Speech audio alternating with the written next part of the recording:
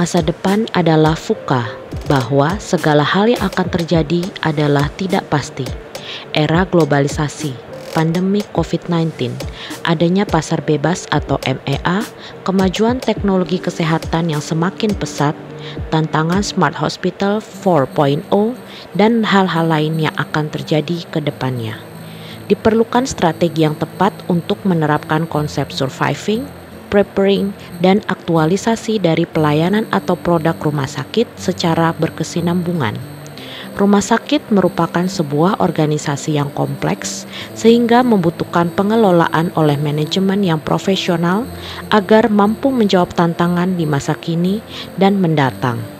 Masih banyak rumah sakit yang belum memahami pentingnya pemasaran bagi keberlangsungan rumah sakit.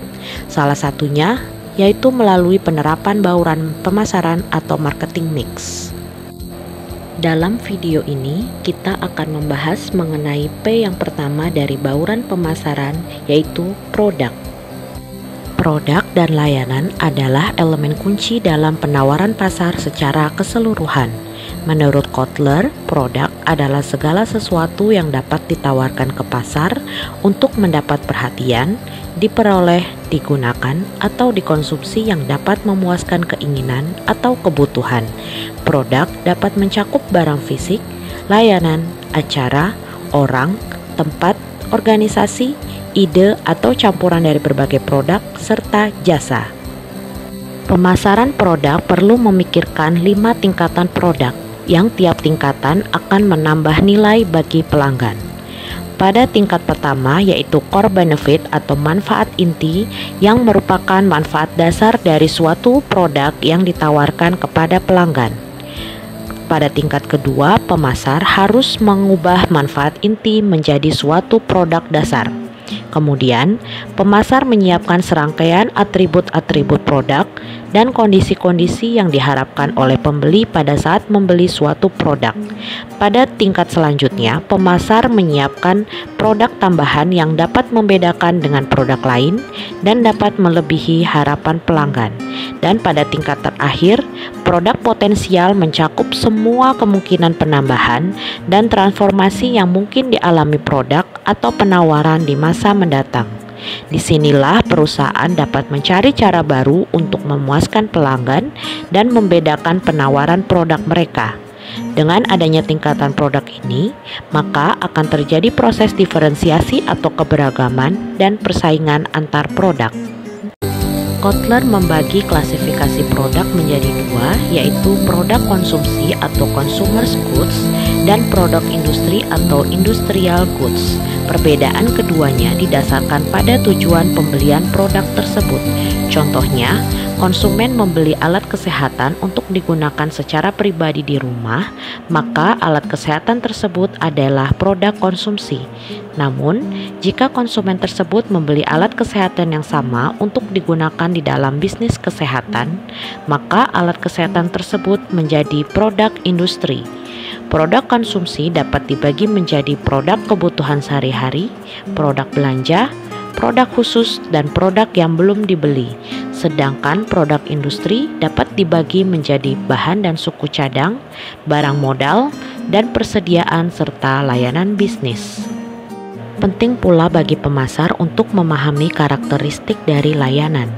Menurut Armstrong, karakteristik layanan memiliki 4 karakteristik utama, yaitu intangibility atau layanan tidak berwujud. Artinya, layanan tidak dapat dinilai oleh panca indera sebelum layanan tersebut dibeli. Yang kedua, inseparability atau layanan tidak terpisahkan. Artinya, layanan diproduksi dan dikonsumsi pada saat yang bersamaan dan tidak dapat dipisahkan dari penyedia layanan. Kemudian, variability atau layanan bervariasi atau kualitas pelayanan dapat sangat bervariasi tergantung pada siapa yang menyediakannya dan kapan, di mana, dan bagaimana layanan tersebut disediakan. Dan yang terakhir adalah perishability atau layanan tidak tahan lama, yang artinya layanan tidak dapat disimpan untuk dijual atau digunakan nanti. Secara garis besar, strategi produk dapat dikelompokkan menjadi 8 jenis. Yang pertama, strategi positioning produk, yaitu berusaha menciptakan diferensiasi yang unik dalam pasar sehingga terbentuk citra merek atau produk yang lebih unggul. Yang kedua, strategi repositioning produk, yaitu meninjau kembali posisi produk dan bauran pemasaran saat ini. Yang ketiga, strategi overlap produk, yaitu strategi pemasaran yang menciptakan persaingan terhadap merek tertentu milik perusahaan sendiri. Kemudian, strategi lingkup produk, strategi desain produk, strategi eliminasi produk, strategi produk baru, dan yang terakhir adalah strategi diversifikasi. Perusahaan dapat memperoleh produk baru dengan dua cara, yaitu akuisisi dengan membeli seluruh perusahaan paten atau lisensi untuk menghasilkan produk orang lain, dan yang cara kedua adalah melalui upaya pengembangan produk baru perusahaan itu sendiri, yaitu melalui produk asli, produk pengembangan, atau produk modifikasi yang dikembangkan oleh perusahaan melalui research and development. Penelitian yang ada menunjukkan bahwa 80% produk baru gagal memenuhi harapan. Maka diperlukan penyusunan strategi produk yang baik. Terdapat 6 tahap dalam perencanaan strategi produk. Yang pertama, analisis situasi dilakukan terhadap lingkungan internal maupun eksternal perusahaan. Yang kedua, menentukan tujuan produk. Langkah selanjutnya adalah menentukan sasaran pangsa pasar, kemudian menentukan anggaran, menetapkan strategi produk, dan yang terakhir adalah melakukan evaluasi pelaksanaan strategi. Rumah sakit dapat melakukan strategi produk salah satunya melalui metode analisis SWOT untuk mengembangkan rencana strategi bisnis rumah sakit. Dalam hal ini, rumah sakit harus merancang strategi pemasaran yang tepat, didukung oleh faktor-faktor lain seperti kualitas pelayanan, sumber daya manusia, keuangan, dan struktur pasar rumah sakit.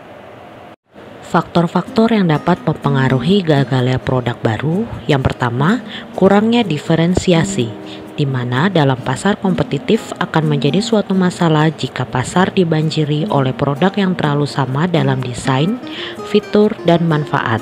Yang kedua adalah teori difusi inovasi. Teori ini menjelaskan bahwa semua ide baru harus disebarkan ke dalam kelompok melalui berbagai bentuk komunikasi, karena setiap kelompok memiliki motivasi dan keyakinan yang berbeda-beda. Faktor selanjutnya adalah desain yang kurang menarik, positioning yang tidak tepat, dikeluarkan pada waktu yang tidak tepat, harga yang terlalu tinggi, serta iklan yang buruk. Terdapat 8 tahapan utama dalam proses pengembangan produk baru. Yang pertama, penciptaan ide. Sumber utama dari ide baru adalah dari konsumen itu sendiri. Perusahaan dapat menganalisa pertanyaan dan keluhan konsumen untuk menentukan produk baru yang dapat menyelesaikan masalah konsumen. Langkah selanjutnya bertujuan untuk mengurangi jumlah ide tersebut agar mendapatkan ide produk yang benar-benar layak. Kemudian, konsep produk harus dikembangkan dan diuji. Artinya, ide baru dapat dikembangkan dalam berbagai bentuk alternatif dan diuji dengan sekelompok pelanggan yang potensial. Langkah selanjutnya adalah merancang strategi pemasaran. Strategi yang disusun harus dapat menjawab pertanyaan tentang bagaimana, kapan, di mana, dan kepada siapa produk akan diperkenalkan. Tahapan selanjutnya adalah melakukan analisis bisnis yang melibatkan tinjauan penjualan, biaya, dan proyeksi keuntungan untuk produk baru dalam mengetahui apakah mereka memenuhi tujuan perusahaan yang kemudian dilakukan pengembangan produk. Pengembangan produk dilakukan dengan mengubah ide baru menjadi penawaran pasar yang bisa diterapkan dan diproduksi secara massal, di mana pada tahap ini memerlukan waktu yang lama, bisa berbulan-bulan, bahkan bertahun-tahun.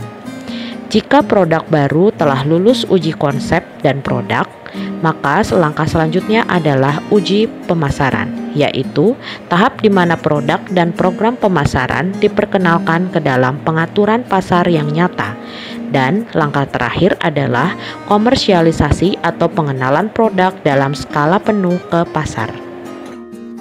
Menurut Kotler, tiap produk memiliki siklus hidup produk masing-masing, yaitu perkenalan, pertumbuhan, kematangan, dan penurunan. Tidak ada yang tahu bahwa apakah produk ini bisa diterima dengan baik oleh pasar, serta sampai kapan produk akan disukai oleh masyarakat. Ada produk yang lama sekali berada di tahap kematangan, namun ada juga produk yang baru dikenalkan kepada pasar, tetapi gagal memikat daya beli dari pasar sehingga tidak melewati tahap kematangan, tetapi langsung dalam masa penurunan. Kualitas produk menjadi salah satu kunci bagi pemasar dalam menentukan posisi, karena berpengaruh terhadap performa produk dan layanan yang ditawarkan. Terdapat 7 dimensi kualitas produk menurut Vincent Gaspers, yaitu performance, features, reliability, conformance to specification, durability, serviceability, dan estetika. Setiap pelayanan baru yang ditawarkan pasti mengandung risiko, yang mana risiko tersebut diharapkan dapat dihilangkan atau setidaknya dikurangi dengan adanya riset pemasaran yang baik, pengembangan layanan, dan upaya komunikasi. Seperti pada saat pandemi COVID-19 saat ini, setiap rumah sakit dituntut untuk melakukan strategi pemasaran produk atau layanan baru yang diharapkan dapat membawa pasien untuk tetap menggunakan jasa layanan kesehatan, misalnya melalui layanan telemedicine, layanan pemeriksaan swab PCR, swab antigen maupun rapid test, layanan home care, hingga layanan vaksinasi drive-thru. Demikian video dari kami, semoga bermanfaat.